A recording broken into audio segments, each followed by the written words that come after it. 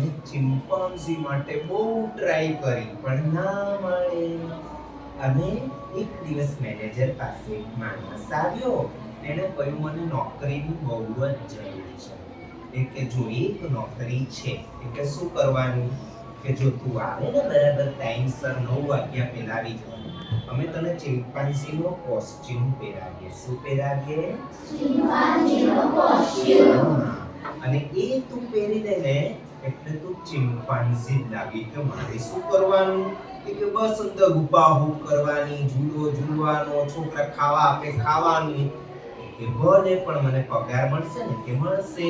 પછી એ તો અંદર ઝૂલો ઝૂલે, હુપાહુપ કરે, છોકરાઓને બહુ મજા આવે. પેપર ચોકલેટ ધાણી બિસ્કિટ કે નાખે અંદર અને ખાય હુપાહુપ કરે. એકવાર કોઈ હતું નહીં પણ એને આદત પડી ગઈ હતી ને કુદાકૂદ કરવાની. તો આમ હિંચકો લઈ આમ જોરથી એવો હિંચકો ખાધો ને એનો હાથ છૂટી છોડીને સીધો પડ્યો બાજુના પાંજરામાં. અને બાજુના પાંજરામાં સિંહ હતો. કોણ હતો? સિંહ. હા. અને પડ્યો ને નથી મરી ગયો. આજે હમણાં મને સિંહ ફાડી ખાશે. જોરથી બૂમ પાડી બચાવો. પણ કોઈએ સાંભળ્યું નહીં. અને સિંહ ઊંધો હતો ને સિંહ સીધો થઈ ગયો. સિંહ આમ એની આગળ આવે છે એટલે આંખમાંથી આંસુ નીકળવા લાગ્યા. શરીર ધ્રુજે છે આખું. અને તેઓ મરી ગયો. આ જેણે જોરથી બૂમ પાડવાની ટ્રાય કરી પણ હવે અવાજ નથી નીકળતો. બચાવો. અને સિંહ આગળ આવે છે. અને નથી બસ મરી ગયો. હવે ભગવાનને યાદ કરી લો. હવે આજે બસ મારા 100 વર્ષ પૂરા થઈ ગયા. અને જોરથી બૂમ પાડવાની ટ્રાય કરે પણ અવાજ જ નીકળતો નથી. બચાવો. અને સિંહ જોરથી આમ છલાંગ લગાવી એની બાજુમાં આવી ગયો.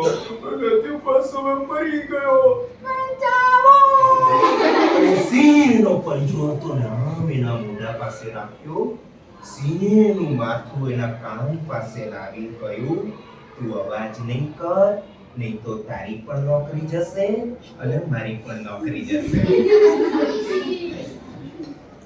ઓલો કે યાર કેવું જોઈએ ને પેલાથી કે તુંય મારા જેવો છે. ભાઈ હરખા આપણે એ માણસે પછી બધાને બોલાવ્યો. યાર અમને જુદા જુદા મૂકી દે. પછી બધા જોશે તો તમાશો થશે. અહીંયા લોકો આવી જશે તો પછી વોચમેન એને છે ને જુદો મૂકી દીધો પાછો એના પાંજરામાં.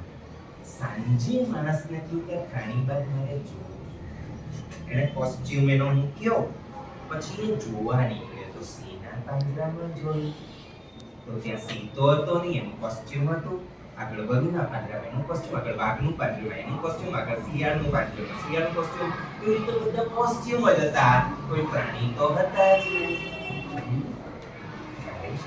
કેવું છે એ બધા બહારથી જાનવર હતા, અંદરથી માણસ હતા. બરાબર. આપણે બધા બહારથી માણસ છીએ કે નહીં? અંદરથી કોણ છીએ? અમુક છોકરાઓને ગુસ્સો બહુ આવે છે. સાચી વાત છે. મમ્મી પર ગુસ્સો કરે, પપ્પા પર કરે, ભાઈ પર કરે, બેન પર કરે. એ ટીચર વઢે તો મમ્મી ટીચર પર પણ ગુસ્સો આવે. જેને ગુસ્સો બહુ આવે બહારથી માણસ, અંદરથી સાપ છે. કોણ છે? સાપનો ગુસ્સો. જેને છોકરા ગાળો બોલે છે. સાચી વાત છે. જે ગાળો બોલે બહારથી માણસ, અંદરથી કૂતરા છે. કોણ છે?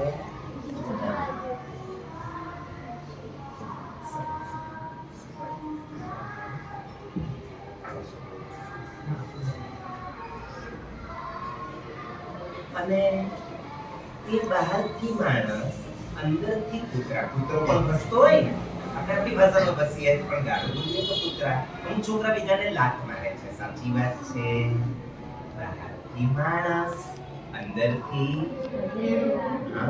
અમુક છોકરા બીજાનું જૂટવી લે. કોઈનું નાસ્તો જૂટવી લે, કોઈનું રબર લઈ લે, કોઈની પેન્સિલ લઈ લે, કોઈની પેન લઈ લે. બહારથી માણસ, અંદરથી વાંદરા. વાંદરો જૂટવી લે ને કઈ. અમુક છોકરા છે એ બીજાને કઈ નુકસાન કરે. તો જેમ જંગલી પશુ હોય, શિયાળ વાઘવર હોય, એ નુકસાન કરે, તો આપણે પણ અંદરથી જાનવર. સમજાય છે બેટા? જો મારી ઈચ્છા એવી છે તમે બધા જીવનમાં સુખી રહો. અને સુખી બનવા માટે પહેલી શરત એ છે કે આપણે માણસ બનીએ. શું બનીએ? કૂતરાને કેવું નથી પડતું કે તું કૂતરો બન. પછી કોઈ ગાય હોય એને એમ ના કેવું પડે કે તું ગાય બન. પણ માણસને શું કેવું પડે કે તું માણસ બન. માણસ કોને કહેવાય? જેની અંદર માણસાઈ હોય. માણસ કોને કહેવાય? જેની અંદર કરુણા હોય. માણસ એને કહેવાય જેને બીજા માટે હમદર્દી હોય. માણસ એને કહેવાય જે ડગલે ને પગલે બીજાનો વિચાર કરે. માણસ એને કહેવાય જે કોઈને હેરાન ના કરે. માણસ એને કહેવાય એની પાસે એક આટલું ખાવાનું હોય તો એમાંથી પણ થોડું બીજાને આપીને ખાય, પણ એકલો ખાય નહીં. માણસ એને કહેવાય કે જે બીજાને મદદ કરે. માણસ એને કહેવાય એને એવા વિચાર ન હોય કે મને આ જોઈએ, આ જોઈએ, આ જોઈએ, આ જોઈએ, આ જોઈએ. ઘણા છોકરાઓ મમ્મી પપ્પા પાસે જીદ કરતા હોય છે ને, મને આ અપાવો, ઓલું અપાવો, પેલું અપાવો. હું તમને કહું છું કે તો તમને કેટલું બધું આપે છે. તમારા કપડા એ તમે તમારા પૈસાથી લીધા કે મમ્મી પપ્પાએ અપાવ્યા?